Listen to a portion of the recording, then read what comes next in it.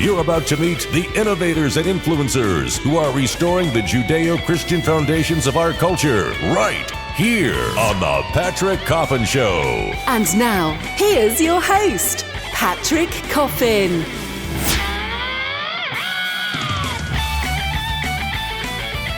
Yes, indeed. Welcome to the Patrick Coffin Show. I'm so happy you're joining us. This is going to be time well spent. We live in a throwaway culture. We throw away water bottles. We throw away waterproof cameras, plastic bags, lots of unimportant things. But since the late 60s, we've also been throwing away important things like marriages. We see pro-divorce marriage, anti-marriage pages on Facebook. We find happy divorce card sections in the pharmacy. And we have divorce parties. It's a whole movement. There are a whole subcategory of industries that profit from divorce. And today's guest has a powerful antidote to all the propaganda. She's Dr. Diane Medved, author of 5 books, including The Case Against Divorce. She's the co-creator of 3 children, the wife of nationally syndicated radio host Michael Medved. And her brand new book is called Don't Divorce, Powerful Arguments for Saving and Revitalizing Your Marriage. Dr. Diane Medved, welcome to the show. Thanks so much, Patrick. You really doubled down from The Case Against Divorce. I'm sure you earned all the right enemies with that book. Well, that's true. I did. And, of course, that was very close to the time that divorce was at its peak. It actually peaked in 1981, and my book came out about 7 years later. But people were really, it was popular then to have been divorced. And so for somebody to come out and say, hey, you know, you're going to be paying for this in ways that you haven't even thought of was extremely unpopular. And I'm glad so, because I think I got people thinking about that. But since then, the whole divorce and marriage climate has changed. And I found that there was an even greater need to point out some of the pitfalls and some of the underlying values that have caused this change. I can't help but think that the stigma of divorce, when your first book came out back in the 80s, there was if the stigma wasn't dead, it was certainly on life support. Do you find that people are taking a second look at the rush to divorce now? Is there kind of a new consciousness of the harms? Yes, I think there is, because of the children of so many of those 1980s and 90s divorces who are now grown up and are afraid to commit because they remember quite well what they have gone through and what they're probably still going through. And so in many cases, one of the prime movers of that reticence to marry and that reticence to commit is the idea that 2 out of 3 divorces occurred in low-conflict homes. And in those cases, the kids were sat down and the parents said, well, we're going to be breaking up and our family is no longer the same. And you're going to have 2 homes and not 1. Well, those kids didn't think that was coming. Yeah. They were totally blindsided. And because of that, they're permanently scarred and often don't trust the reality of what they see around them and therefore don't want to commit. This is one of the things that surprised me about the research that you collected in your book, Diane, and that is that it's the children from the low-conflict home divorces that are at greater risk for serious problems than those whose parents were, fighting cats and dogs all the time. It's kind of counterintuitive, but it makes a kind of sense. Well, it's counterintuitive because you expect that the people who have problem homes are going to have problems themselves. But the truth is that in those cases, a divorce is a relief. A divorce changes the climate so that their life is improved. However, in low-conflict homes, where the kids don't even know there's an issue, well, all it does is tear apart something that was perfectly functional for them. Mm-hmm. You talk about the work of Carol Tavris and what she calls the crescendo of rage. What would you say to couples who are listening right now, maybe one or both of the spouses who are in really a high conflict, just don't get along, deep incompatibilities? It's easy to get on that divorce momentum, isn't it, and just begin to allow the D word to enter into the narrative. Oh, it's like a funnel. You get at the tip of it, and you mention the word once, and then all of a sudden you're tumbling down there with the aid of the divorce industry and well-meaning friends who think that they're empowering you. But nobody shakes your shoulders and says, hey, wait a minute, you better take a long-term view and see what the real impact is going to be of that divorce. Mm-hmm. Do you think part of that is fed by kind of default cultural presupposition that says, don't judge, don't point fingers. Who are you to, look down your long moral nose at someone else? And therefore, people let marriages disintegrate and children's hearts broken because people are afraid to speak up and do that shoulder shake, as you mentioned. Well, yeah, I mean, it's so true, the idea of being non-judgmental. To be judgmental is to commit a crime. Mm-hmm. And the problem is that people thereby support the disintegration of relationships. In other words, this provides a threat even to happy marriages, because there are these people around you who are not willing to speak up and impose any kind of values on you. Mm-hmm. And what people need is that. It's the counterpoint to the culture. Everyone around you is saying, yeah, get what you want. Your feelings are the only judge. Your feelings are the only criterion. And so we have no business saying anything about that because your feelings are so personal. Mm-hmm. Well, maybe your feelings are personal, but your divorce is a lot more than personal. And lots of times feelings change. One of the most startling statistics that I uncovered in my research was research that shows that people who describe themselves as unhappily married, in 3 out of 4 cases in the most recent study, describe themselves 5 years later as happily or very happily married. So getting through the negative feelings can bring great rewards, but that's the trouble. People aren't willing to stand up and say, stick it out. A wise man told me once that the grass is greener on the other side of the fence for about 18 inches, and then it's the same shade of brown as it is on this side, which resonated as true. Mm-hmm. In other words, that the temptation to find perfect happiness here below, that's part of the feeder magnet, isn't it? The idea that marriage is supposed to make you, all happiness all the time because of the great joy this person gives, without realizing that this person is also imperfect as you are.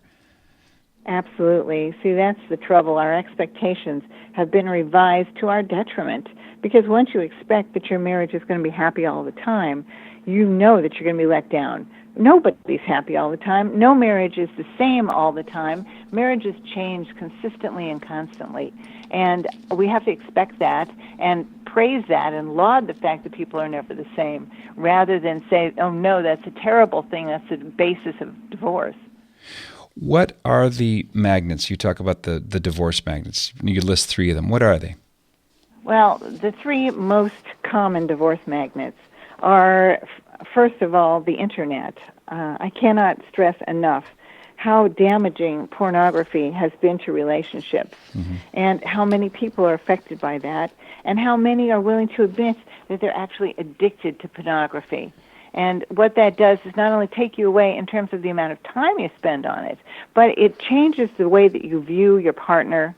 You're looking for an ideal, you're looking for a quick titillation and turn on, and that becomes the driving force for you in a relationship. It's not realistic, it's not good for you, and yet so many people are lured in by pornography. Another part of the Internet is just the less harmful but still very magnetic pull of Facebook and social websites, mm-hmm. that then demand your attention, let you to connect with people who might be temptations to you, to have flirtatious verbal relationships. These are all things that didn't exist even 15, 20 years ago to be threats to marriage. And here they are right now as major threats to marriage. You can swipe right and find somebody to have a hookup with in 10 minutes. Mm-hmm. And this is a whole new phenomenon that people get curious about and then get hooked into. So the first one I'd say is everything to do with the Internet. Another one I would say is the divorce industry, which we touched upon, a whole cadre of people, including your friends who won't be judgmental, but including many others, such as counselors who only hear your side of it and think that they're empowering you when they say get out. The legal profession, which now consists of a whole new section, such as your financial planner, your divorce planner, the paralegals who are involved, the many different approaches to divorce that then you need to decide between. And then, of course, there's the more practical divorce industry, the people who throw the divorce parties or move you out of your house or find you a new place, who specialize in splitting homes from 1 into 2. And then the third magnet, aside from the divorce industry and the Internet, I would say is the workplace. It's more recent that women have become fully integrated in the work world. And I think it's great that women are able to exploit their potentials and rise to whatever level can bring them the most contribution to society and their families. But at the same time, having to succeed in a competitive world means that you've got to devote a lot of your attention to that you used to give to your family. It used to be that a man would work and support the family and his wife would be there running the home and making that her highest priority. Certainly no more. Not only do we need two incomes to survive financially, but women, of course, now have many more options in the workplace. And because of that, they're turning their attention away from their families. Even if they value their families, they have to, by necessity, to compete. And not only that, they're meeting more people. And when you have men and women fraternizing together, even with the best intentions, there's going to be some sparks here and there that are pulling people out of their marriages. You know, this whole thing with Vice President Pence getting bashed because he doesn't want to have social dinners with women alone is ridiculous, because what he's doing is trying to remove that as any potential cause for worry or threat. And once that's removed, you can focus on the job at hand, what he's got to accomplish as vice president, and before that when he was a congressman. So I think that's a wise thing to do, and it removes part of that large threat that looms from the workplace. Safe to say that a generation or two ago, that would have been otherwise known as common sense. Yeah, I mean, it's common sense now. A lot of people do recognize that, and the ones who don't are probably the ones who are not married or who feel probably pulls both directions toward their family and their careers. There's a famous quote by a business writer named Jim Rohn, R-O-H-N, and it goes like this: "You are the average of the 5 people you spend the most time with." That's an interesting, thought-provoking comment. Yeah, makes you think who your 5 are, right? And this is kind of... Go ahead. Well, the point is that can actually motivate people to upgrade the people they spend time with. Exactly. Because it's much better to spend time with people you want to emulate than people who are dragging you in the wrong direction. Correct. And it happens slowly over time. And this is kind of leading me to my next question. That is, do you believe that divorces are somehow contagious? Yes, and I do talk about that in my book. Mm-hmm. You know, the more you associate with people who are divorced or even are just single, the more pressure you have on your relationship. Because these are people who are, as you said, the 5 people who influence you most become you. Yeah. And so if you can surround yourself with people who are happily married, you're going to have an impact that is going to be toward happy marriage. If you surround yourself with people who are not married or who are in miserable situations looking to get out, you know, divorce recovery groups are wonderful to help people through a divorce after it happens. Mm-hmm. But to be around people who are getting divorced while you're in the throes of making a decision would probably not be a good influence. In other words, what you need then is people who say, we got through a rough patch, everybody has problems, and there are ways to surmount them, and you can do it too. You need a cheering section for marriage, mm-hmm. and people have to seek that out. There used to be a much more stringent or more, I guess, assertively expressed reticence that the Catholic Church had toward mixed marriages. It was never condemned, but there's that wisdom that says, look, marriage is hard enough with 2, faithful people who are on the same sheet of music, worldview-wise. I think Judaism is similar in wanting to mm-hmm. stay within one's tradition, because in the end, sometimes love isn't enough, isn't it? Sometimes the institution has to carry the marriage rather than just this idealistic romance vision of marriage. Well, the institution is certainly an important backdrop that will provide a set of standards. And people need a set of standards, and often when there are conflicting backgrounds, you've got 2 conflicting sets.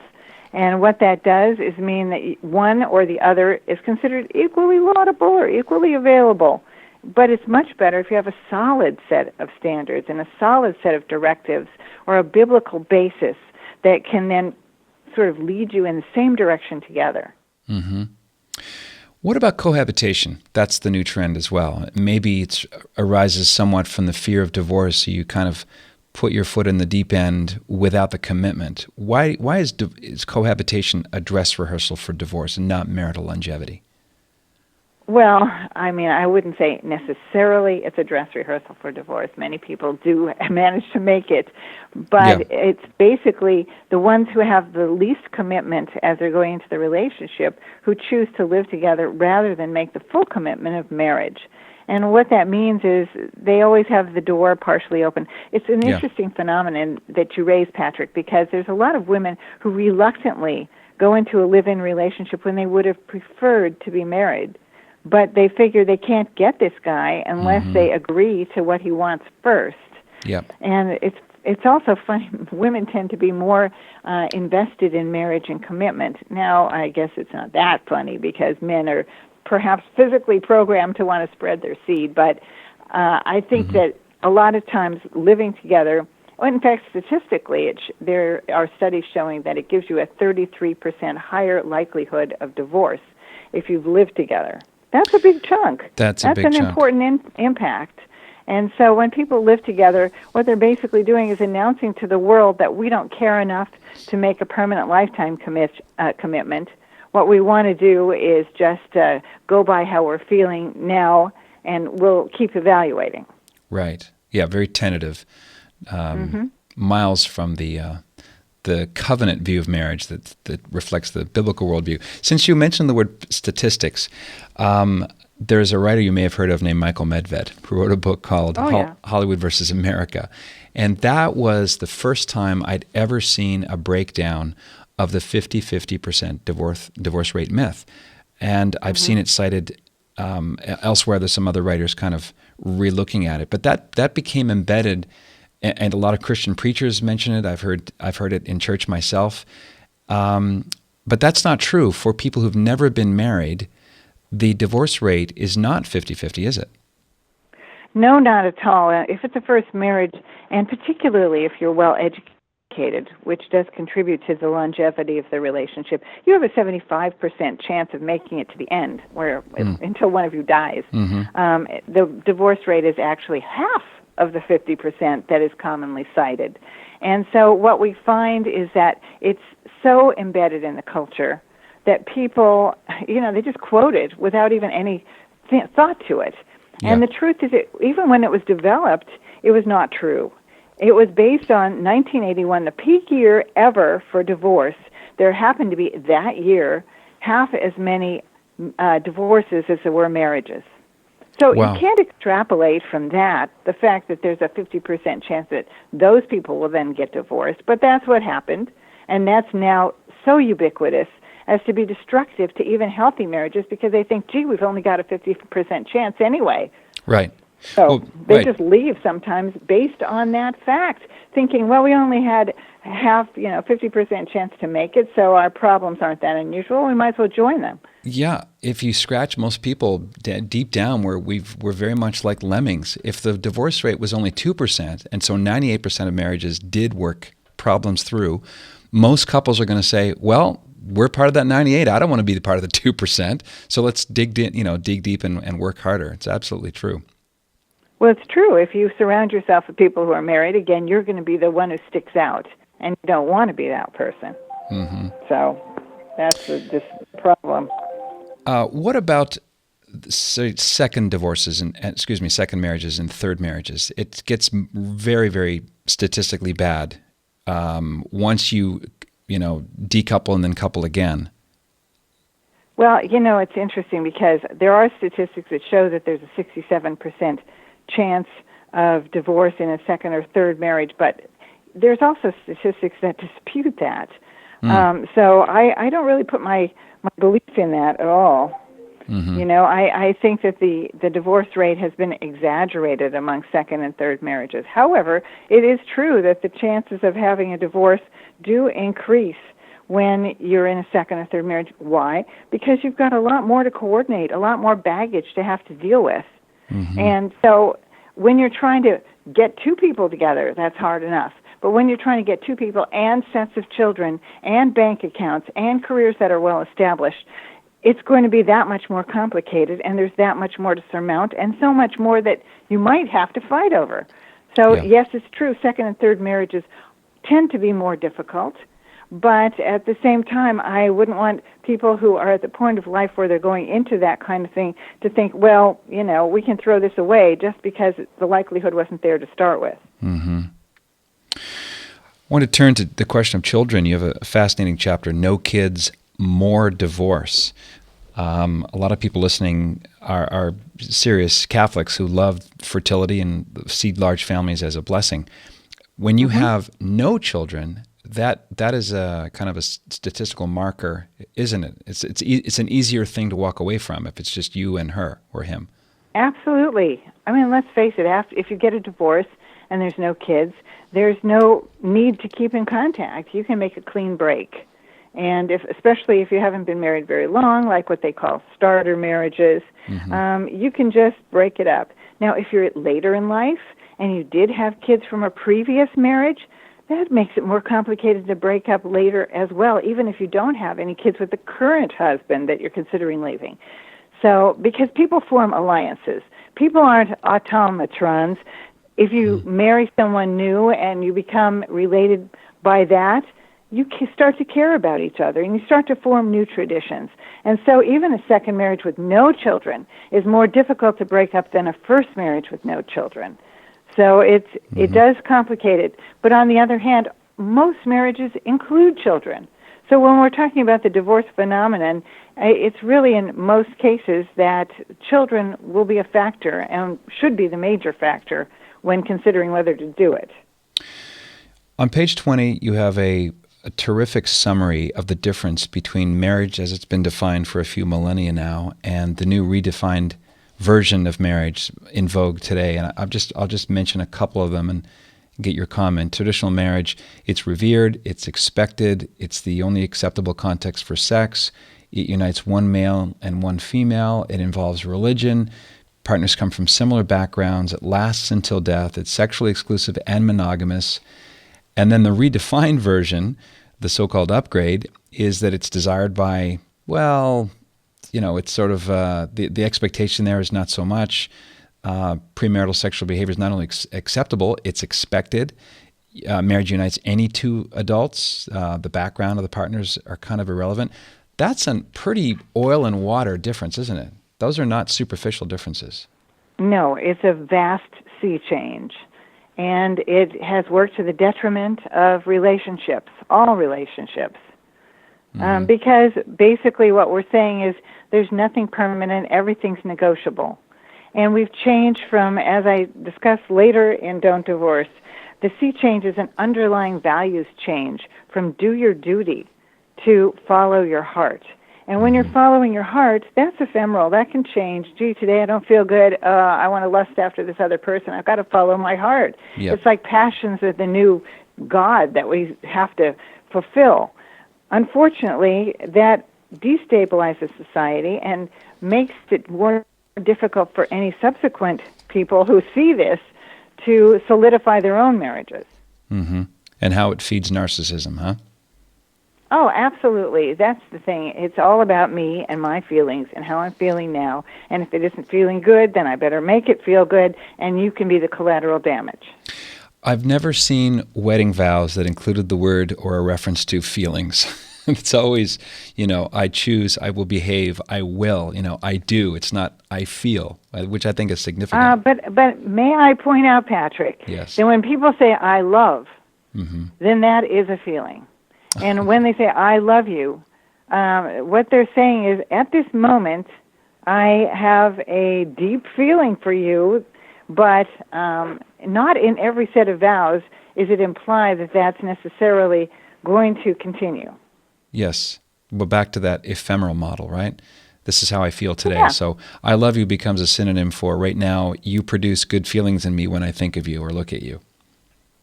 Yeah, or Right. even most people go beyond that and have an intent that this should continue. I intend to stay with you. I intend to live my life with you. But it's predicated on the condition of the continuation of this love. Mm-hmm. There's a movie, I'm not sure if you've seen it, but I recommend it to people who are in marriages that they feel are just over. The dust is almost settled on the decision, and they're basically out the door. It's an Australian film called Lantana. It stars Geoffrey Rush and Barbara Hershey, and it's three stories that interweave. I won't say much more about it, but it's a pro-fidelity film through the lens of adultery. It's a very interesting movie. And at one point, one of the characters says, "Love isn't enough," which is, anathema to this revised version. But what the character means is, love is not a feeling; it is a decision. It is part of the will. It's part of the do your duty thing that you were talking about earlier, which is, for some reason, become passé. Mm-hmm. Yeah, well, I can tell you the reason. It's because the baby boomers, their parents were the greatest generation who had to make a lot of sacrifices during World War II. And even the people who stayed home and didn't go off to war, there were shortages, and there was supporting the troops, and, my mom was a Rosie the Riveter kind of thing. So everybody had to do their duty and pull together. And there was actually a rewarding feeling to doing that, to doing your part, to working as a group towards something that you believe in so much. However, their kids, the baby boomers, were the ones who then fueled this 1981 peak divorce rate because they were given everything.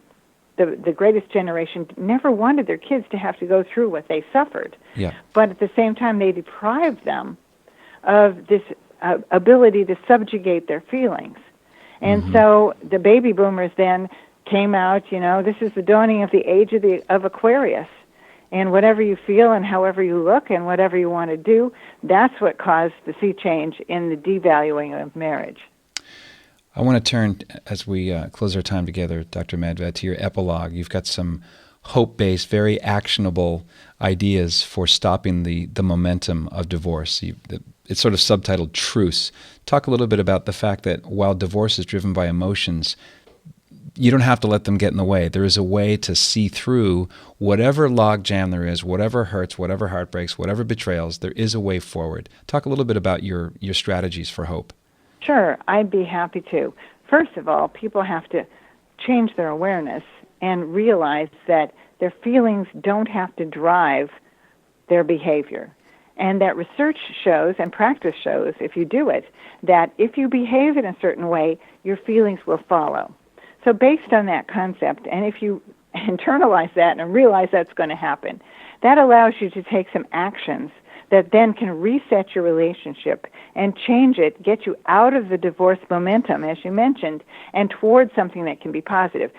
So what I propose is an experimental period of at least a week, ideally 3 months, whereby you do two things.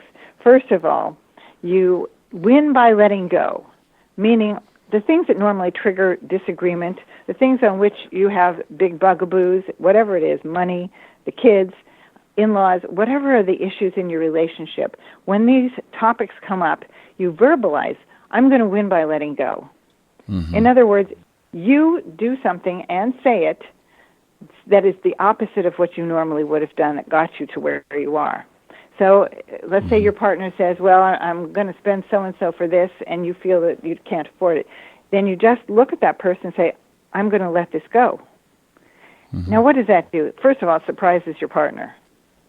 Secondly, it reinforces to you that you can behave differently, and it tells your partner that you're willing to do something for the relationship, that you're really willing to sacrifice your point of view, temporarily at least, for healing and changing and resetting the relationship.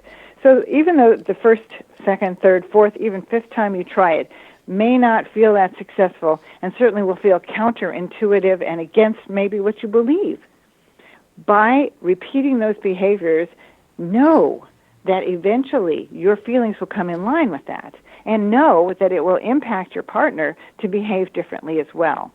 So while your underlying problems may still remain to be addressed, you can change the whole tenor and climate of the relationship such that you can then face those problems with a commitment to work through it.